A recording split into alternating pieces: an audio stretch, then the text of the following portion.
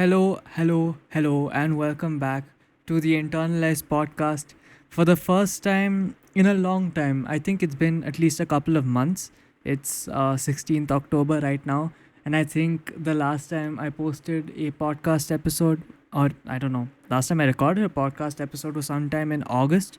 So it has definitely been a while, both for you and for me. So yeah, I might be a little rusty. Uh, so forgive me if today's episode is a little bit jank in any way. It's going to be a bit of a short one today. I don't really have that much to talk about, but yeah. Anyway, let's just get into it. Before I go on another tangent. Let's get into it. Today, I want to talk a little bit about my midterm exams and like three things I learned from my midterm exams. Uh, of course, I mean, it's like my last midterm exam ever as a school student, blah blah blah, which is useful, useless. I don't know how to interpret it. I've really not reached that stage yet, but it's a thing that happened. Uh, Honestly, it was quite an interesting exam season for a couple of reasons. First of all, there were quite a few process changes I had to make. I was kind of forced to make even. It's probably the first time I studied throughout the year, this year that is, in the 12th grade. Previously, I would, attempt to study throughout the year and I would just, get distracted and just forget about it. That's a thing that happened. Also, I think this is the first time I actually worked on something apart from studies, even extremely close to the exam season. Of course, it does beg the question why none of there was no content being released in this time. I honestly don't know. It was probably just a me thing, but uh, I did end up doing quite a lot. I started work on my college essays, which is very important, especially because I'm applying. My first application deadline is on November the 1st, and I have a few throughout November. I think I have one on 15th and one on 22nd or something like that. So yeah, that's so it was quite a new experience for me as well as a student. But yeah, it's it's over. I think it ended last Monday, and I'm finally able to get back to the content side of things, which I'm really excited to do. I came up with some pretty amazing ideas, even if I do say so myself.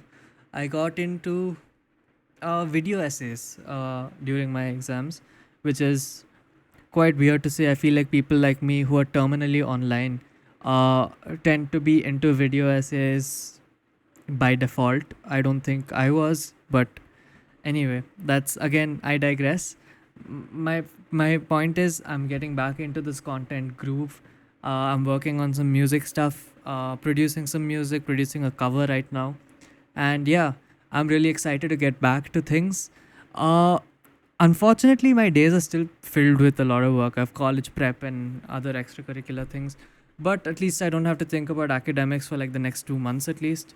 So I'm chilling right now. It's I enjoy the work I'm getting done right now, and because I'm like not going to school as well because it's vacation, I have some time to just gather my breath. Yeah, I'm a little tired, but yeah.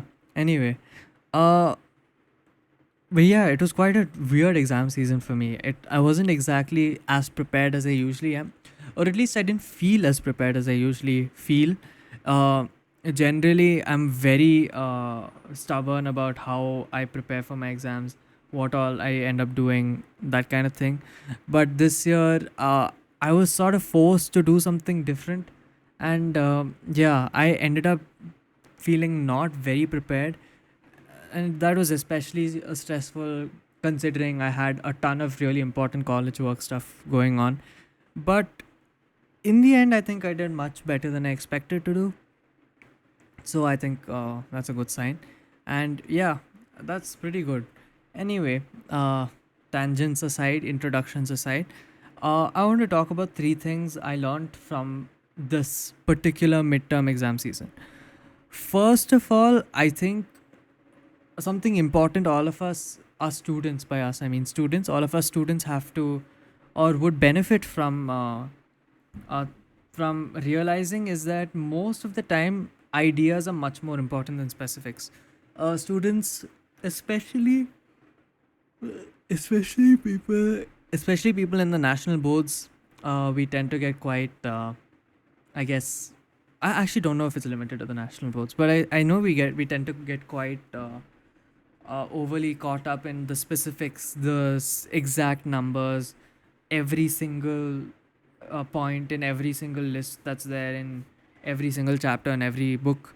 Uh, Oftentimes we get extremely caught up in that, and I've been like that all my life as well. I mean, that's kind of probably what used to give me at least confidence that I would do well in the exams, because I knew all the specifics in and out. But this time I was kind of forced to move away from the specifics. I didn't remember formulae, which honestly is unnecessary because we have a formula sheet anyway. I didn't memorize dates. I didn't memorize the exact like cited studies in my psychology textbook. I just, I just did the main concepts. Of course, this had an impact. I feel like my essays I mean, not my essays, yeah, my essays as well, but my answers could have been more detailed, and they were definitely compromised in some way. Uh, but yeah, but I expected I would fail, honestly speaking. I expected I would completely bomb one of the exams right before my psych exam specifically. I expected to flunk, completely bomb. I mixed up bomb and flunk. Uh, I thought I would completely bomb the exam. Uh, because I didn't think I knew anything about the specifics. But to say that it had an outsized impact on my results might be a little bit of an overstatement. I knew most of the answers, at least at a surface level, or rather, I knew what the answer was. I just didn't know how to support it, or rather, I didn't construct it in the perfect A level way. Uh, but yeah, what I realized, but it was fine. I mean, I ended up writing enough. I think I did pretty decent. I think I did enough to, I guess, not fail the exam. Uh, but yeah, as much as Cambridge wants to combine knowledge and understanding together, they aren't the same. I feel most of the questions, not just in Cambridge, in every board. Uh, I suppose I don't know anything about IB, but the other boards at least, most of them, they require a perfect understanding of the subject matter, not the subject content. By that I mean the the big ideas, the big concepts, the big questions. If you have a good idea of that, that's more than enough. I mean, not more than enough. That's like 70%. I feel around 70 to 80% uh, of the battle. The remaining 20% is understanding, right? I mean, sorry, knowledge. Understanding is more important. Understanding is like 80%. Knowledge is the 20%. The specifics, just mugging it up. It's. I feel like it's much less important than knowledge. I mean, than understanding. So that was number one. Secondly, consistency pays off. Of course, this is probably nothing new to everybody here. We're all aware, we've all been told ever since we were kids that you have to study throughout the year, that's better than studying right before the exam. But this was the first year I was actually able to do that. Before, as I said, I would just get distracted, I would get bored, blah blah blah. It's just, I would just blank out, end up procrastinating, and then starting right before the exam again. But the reason consistency works is not because you have more time to mug up information, I feel. I think it works because you have enough time to gain a really deep understanding of the concepts. So you don't have to think about understanding the concepts while you're mugging up the information. So you're not trying to learn main concepts from scratch, basically. A great example of this is like in my psych paper.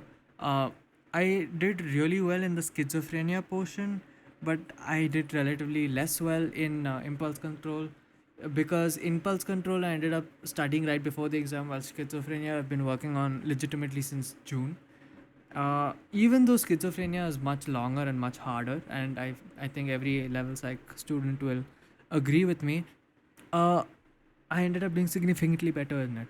And same with history. History is usually a really difficult subject for me to study, especially given the amount of content we have in A levels. Uh, I was actually found it quite easy to study. And the reason for that, I feel, is because I had a really good understanding about the sequence of events, which allowed me, while going through the stuff, to think about evidence and to think about arguments and think about judgments and try to understand how I would tackle potential essay questions from every single portion of the textbook. So, yeah, that's number two. And lastly, number three, I think flexibility is underrated. In the past, I've been pretty stubborn about the way I would study. Like, I need to make questions, I need to make flashcards and go through the questions and go through the flashcards, read, blah, blah, blah. But it, like, I systemized everything. Like, I was super into the system thing. It works perfectly for me. But most of the time, I wouldn't end up sticking to it because of a lack of time. And this time, it was kind of the same. I was basically forced to be more flexible with my study habits. uh, I was like very burnt out. I basically couldn't function on a number of days. So it was quite hard trying to plan ahead. And it was, yeah, I don't know. I had to just pivot. What I realized though is having a flexible study method really allows you to pick up specifics that can be used in other portions of a more systemized study method. By that I mean it's better to give it with an example. Like I had, let's say, yeah. Previously, my goals for every study session would be based on time. Like I would say, you have to study for 2 hours or 1.5 hours or blah blah blah. But I changed that method to a goal-based system, or rather to an output-based system. Like if I had studied this chapter, I've done essay plans for this subject, then that allowed me to be less burnt out for one. But it's also, I felt it to be a lot more worth it for me personally. It's a lot easier to keep track of, a lot more satisfying. Of course, this won't be the same for everyone. That's just the nature of how productivity systems work. But what I'm trying to say is creating a system that allows for some amount of flexibility and experimentation is extremely useful, even if you're super systemized and structured like I am. But yeah, and that's my intention as well. I kind of want to lean more into the experimental side of things and try to get a more flexible and free system for my boards. And yeah, that's all, I think. Thank you so much for listening. And yeah, I think you will hear from me soon once I finish my cover. I will finish it pretty soon, and I'm actually working on my EP as well. And yeah, that's all. Thank you so much for listening, and I will catch you next week. Goodbye.